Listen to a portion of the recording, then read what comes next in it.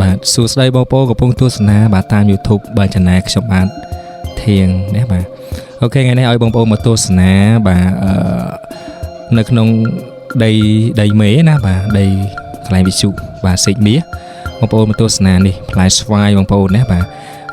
ស្វាយនេះគេហៅស្វាយថៃបងប្អូនណាខ្លះដែលស្គាល់ស្វាយថៃហើយបងប្អូនណាខ្លះដែលបានញ៉ាំស្វាយថៃបាទគឺល្អមែនទែនបងប្អូនយើងណាបាទទស្សនាផ្លែធំបាទឥឡូវខ្ញុំស៊ូមឲ្យមើលណាបាទច្រើនបងប្អូនណាបាទហើយដីមេនេះគឺមានដំណាំច្រើនណាបាទហើយទីធ្លាក៏ធំបាទនៅខាងខេត្តបាត់ដំបងបងប្អូនយើងបាទគាត់មានផ្ទះឬថាកំសាន្តណាបាទនេះឃ្លាំងមកគាត់ណាបងប្អូនហើយបងប្អូនទៅមើលទស្សនានេះគេហៅផ្លែអីបងប្អូននេះពណ៌យ៉ាងក្រហមបាទខ្ញុំស៊ូមឲ្យមើលស្អាតអត់ពណ៌គឺស្អាតបងប្អូនផ្លែញ៉ាំផ្លែហ្នឹងគឺញ៉ាំបានទៀតញ៉ាំបានបងប្អូនផ្លែហ្នឹងបាទញ៉ាំបានអញ្ចឹងគឺស្អាតណាស់បាទនេះគេហៅក្រូចភ្លាថៃបងប្អូនធំបងប្អូនជួយខ្ញុំឲ្យមើលផ្លែវានេះធំបងប្អូនបាទហើយទឹកច្រើនបងប្អូនណាបាទក្រូចភ្លាណាបងប្អូនយើងបាទ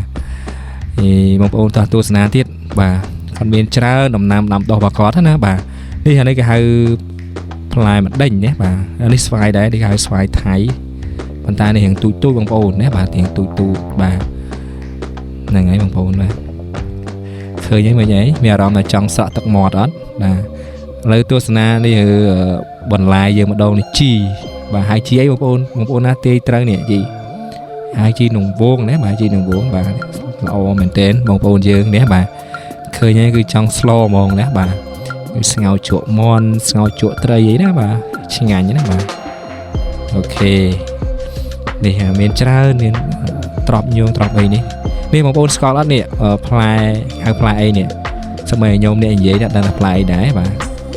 ផ្លែមើលទៅស្តៀងផ្លែខ្នោបងប្អូនយើងប៉ុន្តែផ្លែហ្នឹងគឺឮថាមេក៏ថាញ៉ាំបានដែរបងប្អូនផ្លែហ្នឹងបាទគឺល្អមែនទែនបាទផ្លែគឺល្អបាទស្តៀងផ្លែខ្នោ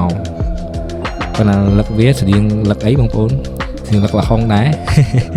ហើយខ្ញុំមិនសូវដឹងទេបងប្អូនហើយបាទអូខេនេះអត់មានអីទៀតទេមានដូចមានដើមល្ហុងទូចបាទមានលឹកខ្ទឹមអីចឹងទៅណាបាទបងប្អូនតែឥឡូវយើងមកមើលខាងស្ដាំដៃវិញ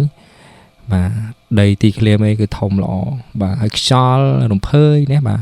នោះផ្ទះវិសុបងប្អូននេះទីធ្លាគាត់ល្អបាទដីគាត់ធំនៅខាងបាត់ដំបងខាងស្រែប្រាំងបងប្អូន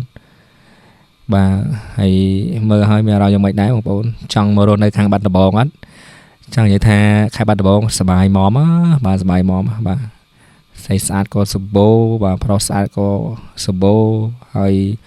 ការហូបចុកនៅបាត់ដំបងយើងក៏